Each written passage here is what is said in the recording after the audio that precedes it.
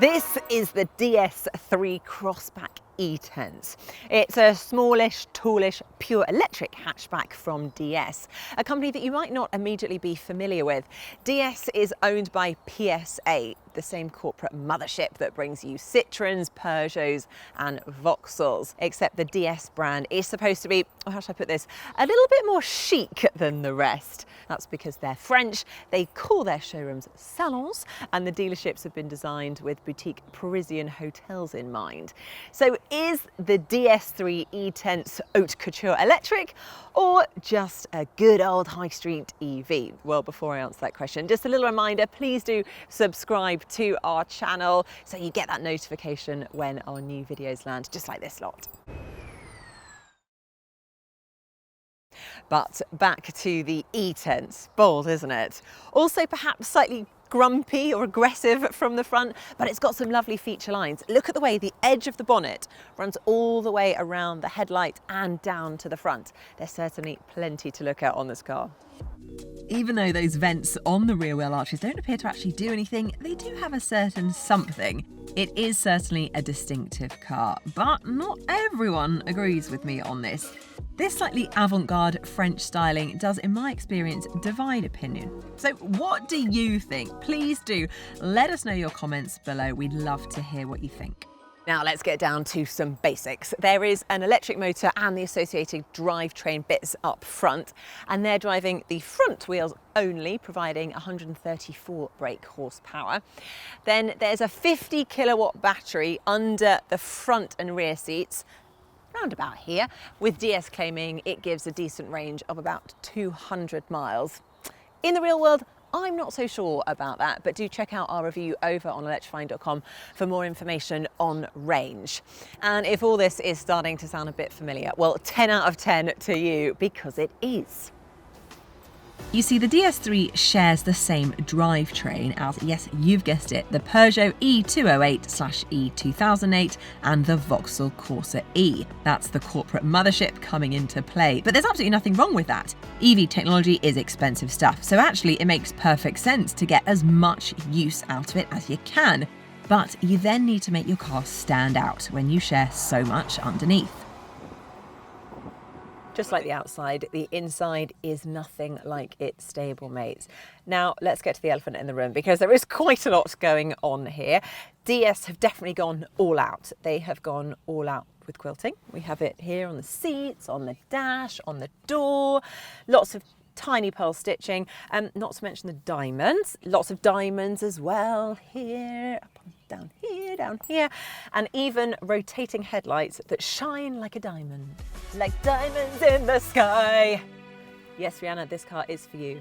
Now, look, it's all a bit self-consciously stylish, but I'm undecided whether it's absolutely brilliant or completely over the top. But boring it definitely isn't, and I think that should be celebrated. So is it practical? Well, in terms of layout, there's acceptable space in the back, not if you're over 6 foot though. The boot is a good size and it feels no different to a normal DS3, thanks to clever packaging of the batteries and motors. The DS3 also comes with other forms of more traditional locomotion like petrol and diesel. And an E-Tense is roughly £3,000 more than the equivalent. So the electric lineup starts off with the performance line. Then next up you get the prestige cars, then the ultra prestige, and finally the flagship La Première model. But whichever one you go for, they've all got lots of kit, which really makes the DS feel upmarket. Even the base models get a digital instrument cluster, 7-inch main display, rear parking sensors, flush fitting door handles and lots of active safety systems. While there are also plenty of posh car options if you want to spend the money, from head-up displays to matrix LED headlights to wireless phone charging. Just be prepared for the fact that whilst you won't be disappointed when it comes to kit, you might struggle initially to actually get it all to work, because the infotainment system isn't actually the most intuitive user interface. But what I do like is that once you get moving, the E-Tense is actually really quiet. Yes, I do know that electric cars are really quiet, but the E-Tense really steps up that game past the usual. Just have a listen. Quiet, right? Love it. There is faint tyre and wind noise, but on a smooth road, it's a little bubble of calm. And in the city, it is an absolute joy to be in.